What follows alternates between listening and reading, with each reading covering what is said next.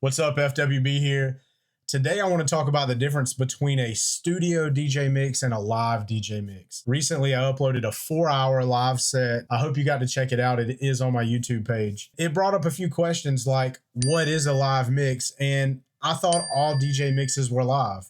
So I thought I'd just take a second to go into the differences between a live mix and a studio mix and just talk about some of the details about each one that stand out to me personally.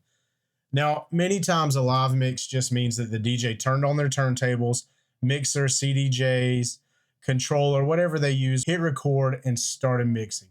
Sometimes that set could be planned or it could be completely off the top of their head. It could be from their home. It could be from a studio. It could be from a venue. It could be from a different type of gig, a corporate gig. It could be at a coffee shop. It could be at a plant shop. It could be anywhere that you set your gear up, hit record, and then start mixing. Whereas a studio mix is typically done with some type of production software. For me, that would be Ableton. Other folks might use Logic. Some folks may use Audacity.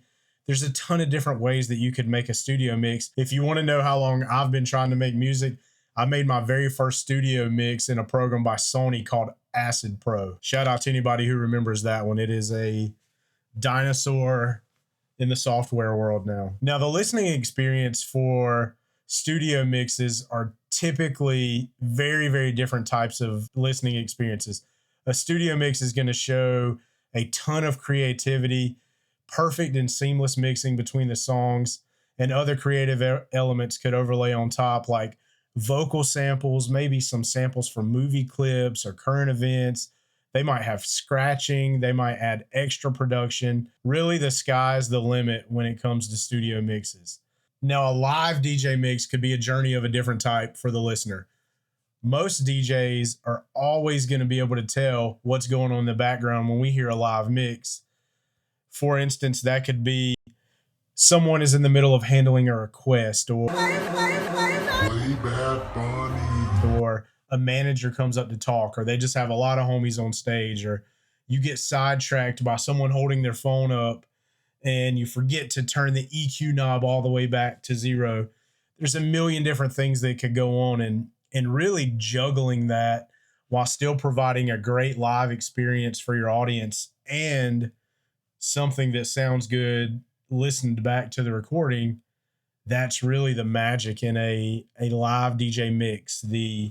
The soul that goes into spur of the moment decisions while still being articulate enough to handle things on the fly, but also still mix really, really well. There's always so many things going on at the same time while you're also engaging with yourself and you're in the zone mixing. I truly believe a lot of the artistry behind DJing or performing at any level is really just the ability to stay creative and perform to the best of your ability while also juggling 10 or 20 other things that might be going on around you. I know any DJ or performer listening to this could tell you about the different things that they have to keep up with while they're in the middle of mixing live. One thing that happened to me recently while I was at a gig, I had built up in my mind, I was on a path to get to a particular song with a particular type of energy. And it was going to take me about 7 to 10 tracks to really get there. So I planned everything out. I got there. Finally, the next track is the one that I was trying to arrive at. I'm searching. And to my dismay, the track is no longer in my library.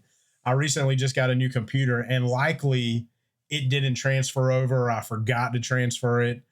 Either way, so I did all this prep work, got to the point I was trying to get at, and I really had to think on the fly because in that moment, I just drew a blank. Luckily, I ended up pulling something out. I'm sure I did because the night must go on.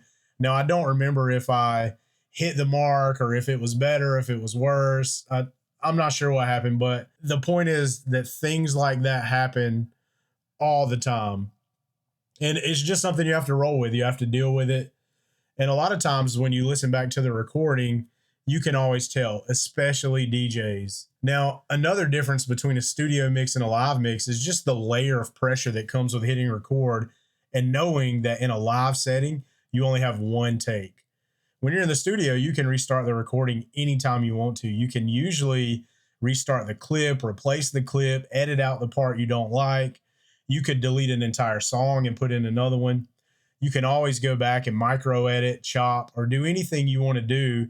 And it really doesn't have an effect on the end listener, except for the fact that you just went in and made the mix better and they really didn't even know the difference. The best advice that I can give, and the one thing that's helped me out, is when I'm recording live, is to hit record, name the file what you want to, and then just try to forget about it. Don't watch the recording.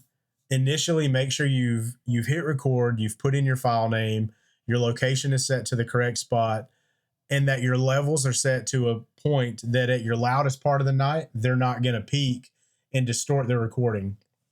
But really after that, mentally try to put yourself in a place where you forget that it's recording. You're not necessarily worried about that, and you don't have that pressure. For me, whether it is Serato or a camera or someone else, a photographer, a videographer, the second that I know I'm being recorded or I'm being captured, it does something mental to me where I try to make everything perfect, and in turn I just end up making way more mistakes. I'm not as quick on my feet. I'm not as good on the fly. It helps a lot, and I'm sure for you too. If you just forget that the recording is happening, you just get in your zone, you do what you're good at. You've been here before. You make great decisions on the fly. You're creative. You're feeling the crowd. You're feeling yourself. You're feeling the music. The one thing about being in the moment, mixing and recording is, and really forgetting that the red light is blinking at the end of your set, you have to remember that it's still blinking. Do not forget to hit the save button in the recording, hit save, and then I always double check the file location and make sure that the recording is actually there. In Serato, if the recording is a certain length, it'll break it up into multiple files. But I have been guilty, unfortunately, of having a phenomenal set, having crowd reaction, being very creative, starting the recording, and just never ending the recording. Just make sure you start the recording, you get in your zone, and then you remember to end the recording. If only there was some type of app or reminder that could remind me to hit record on my cameras, then we'd really be in business. A lot of times the cameras that I bring with me might just be my phone. It could be one of the 360 cameras that I have. I use Insta360, or the Osmo camera that I have. Regardless, it doesn't matter if I bring them, I set them up, I'm super prepared. A lot of times I get in the zone and I get there quick and I forget to record. Since I've started the YouTube channel this year, that's something that I really want to be a lot better about. So if you see me out and you see a camera and it's not recording, feel free to just hit record. You don't even have to tell me, just hit record. I need the footage. So yeah, that's all I got for today. Again, I hope that cleared up some of the questions about the difference between a live mix and a studio mix. Live is just how it sounds. It is a live mix. A studio mix is usually made in some type of production or mixing software. For now, that's all I got. Love you guys. Peace.